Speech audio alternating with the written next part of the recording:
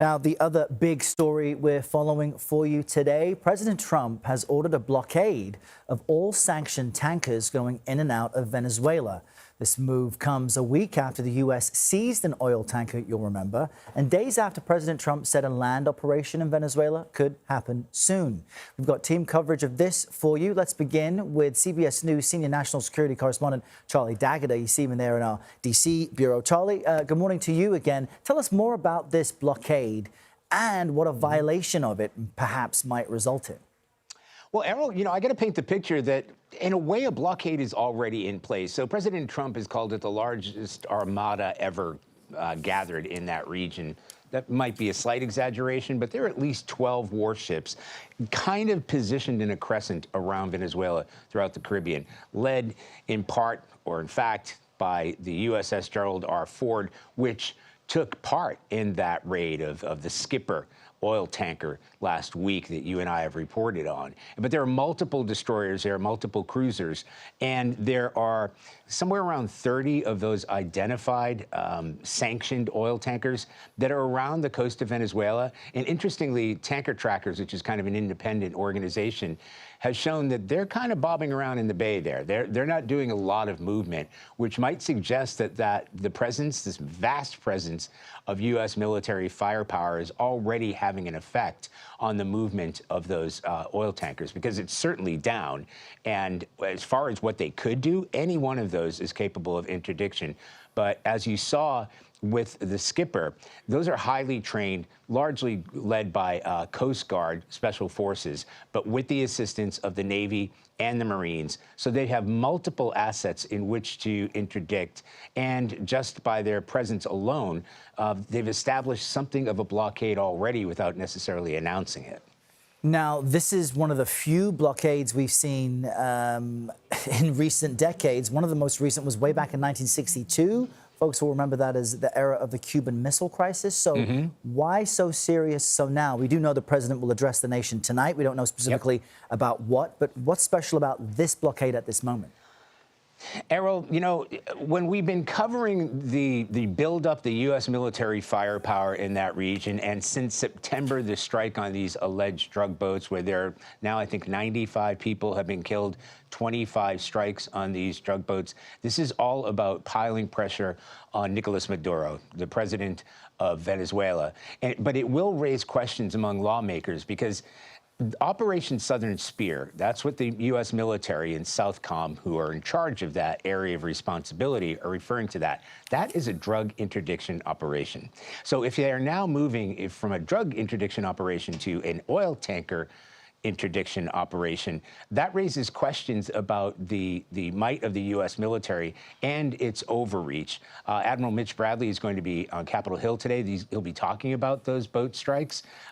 Secretary Pete Hegseth has said he's going to release that video, remember, of the second strike that happened September 2nd to the House and Senate Armed Services Committee. He refuses to release it to the general public. He doubled down on that yesterday. But this is just another example, the sanctions against the regime. There's a $50 million bounty leading to his arrest. The drug boats and now the oil tankers, this is all a package of applying pressure to this regime. All right, Charlie D'Agata in our D.C. bureau with the kind of tactical positioning that's happening on this story. Charlie, thank you. Let's jump to CBS News White House reporter Olivia Rinaldi with more on this, perhaps the political angle. Good morning, Olivia. What is the White House saying about this escalation with Venezuela? We just saw a calendar of these strikes on these alleged drug boats, which seem to have happened almost weekly since September. How is the White House characterizing all this? Yeah, good morning, Errol. I just actually remarked what a good graphic that was, because it does show the ramping up of these strikes. And now it seems it's entering a new phase of an oil blockade. Now, during the first Trump administration, this is something that President Trump talked about wanting to do. He had wanted to perhaps do more of a stringent oil blockade on Venezuela. Lawmakers pushed back. They settled on sanctions. And those sanctions have been in place since 2019. They were carried through the Biden administration. And now here we are start in the second Trump administration, and there seems to be an effort now, as Charlie just laid out, to move from interdicting drug boats and striking drug boats to now this oil blockade, which would certainly amount to an escalation in the pressure that this administration is putting on Nicolás Maduro, who is the leader of Venezuela. This would cripple their economy. This would certainly squeeze their ability to pass oil through that shadow fleet that we have talked about previously, where that oil gets passed from Russia to Iran to Venezuela. So this is just the latest step in what we're watching on this campaign. This Truth Social post that the president put out yesterday called for this total and complete blockade. It was amplified by several White House accounts. We have questions to the White House about what exactly they are willing to do, if the Coast Guard will be deputized more to do these blockades. Charlie mentioned there's about 30 ships off the coast of Venezuela, if all of those will be seized. But certainly the president wants to make it seem like Venezuela is surrounded in the water by what he's calling a total armada to apply this pressure onto the Maduro regime to see if they'll capitulate. And there's one other topic we haven't discussed yet today, and that's the president's plan to head to Dover Air Force Base for what's called a dignified transfer of the remains of two National Guard troops killed in Syria last week. What can we expect, and help our viewers understand what a dignified transfer is? Yeah, so the dignified transfer is what we see when two service members who were killed abroad come back into the United States. Normally, they are met at Dover Air Force Base in Delaware. And it's not really a formal ceremony, but typically presidents do go. And it's a chance for the commander-in-chief to honor those killed. Unfortunately, two Iowa National Guardsmen were killed in Syria over the weekend after an attack by ISIS. The president has vowed retaliation and still expressed his confidence in al-Shara, who's the new leader of Syria. But these are the first two service members killed in the second Trump administration. They're taking it very solemnly. We are expecting the president, First Lady Melania Trump, and others in this administration to head up to Dover. It's going to be a very solemn service. This is what people typically see when service members come home, with the flags draped over the coffin before they are dignified, transferred to another facility. So, Vlad, we are expecting that later today. All right, Olivia at the White House, thank you very much.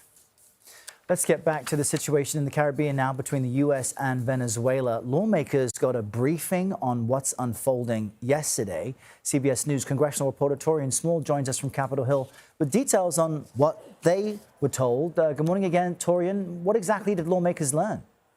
So, Errol, there were mixed assessments from lawmakers yesterday coming out of that closed-door briefing with Rubio and Hegseth. We heard from Democrats who said, listen, this lacked transparency, and that they were pretty much unsatisfied with what they heard, saying that it's not much more than what's already been reported in the public. Republicans, especially Speaker Mike Johnson, said that this was affirming for him. He received more clarity coming out of it, and it only doubled down on his opinion that the Trump administration has been acting within the confines of the Constitution so far. This is a bit of a snapshot of what we heard from lawmakers yesterday. Take a listen. Their policies in the Caribbean are unclear. We don't know what the limits are. We don't know where they'll stop. We don't know what the ultimate goal is. The president says different things at different times and contradicts himself. That's why we need full transparency, at least to the 100 senators, and much more transparency to the American people. We don't want another endless war. But ultimately, the big question about what authority supports all this. The President of the United States has directed these actions consistent with his responsibility.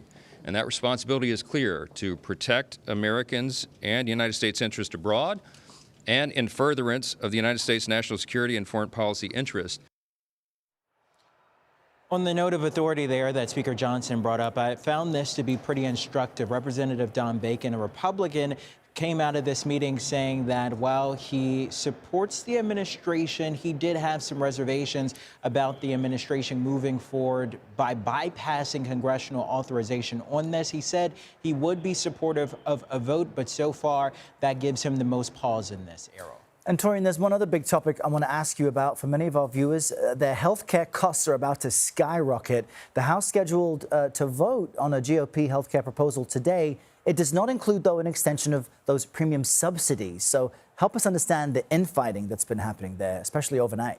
Yeah, a very tense rules meeting that happened yesterday. This is to pretty much create the procedure for this to go to the floor for a vote. We saw some moderate Republicans arguing with House Speaker Mike Johnson in a closed-door meeting. We could hear through the door, actually, that's how loud it got, about whether or not the leadership would allow them to go forward with their own version of an extension of those ACA subsidies. That ultimately failed because they went to the Rules Committee after looking to force a vote. Representative Mike Lawler was one of those members, and they were pretty much frustrated that it was pretty much shot down by Republicans on that panel. Now that it heads to the floor, we could likely see some support from Republicans in endorsing this discharge petition that Minority Leader Hakeem Jeffries has looked to push to the around leadership through a discharge petition that will require 218 votes. So it's still unclear if the support is there, but there is a fracturing of the party to support some action on these expiring subsidies, Errol. All right, Taurean Small on Capitol Hill. Thank you.